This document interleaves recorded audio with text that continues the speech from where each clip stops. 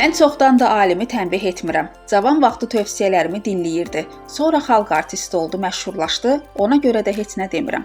Bugün TV Axşamaz saytına istinadən xəbər verir ki, bu sözləri xanəndə Qəzəlxan Ağakərim Nafiz Apaya müsahibəsində deyib.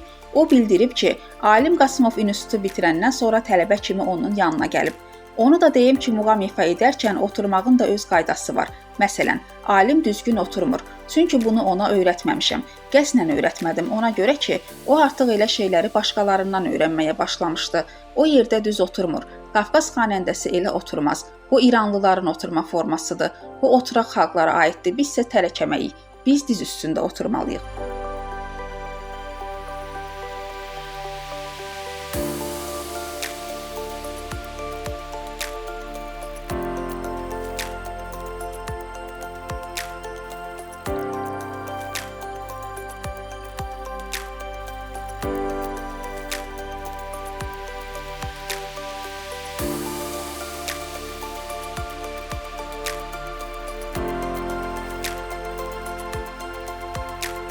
Hüsniyə Salmanova, Samir Əliyev, Bugün TV.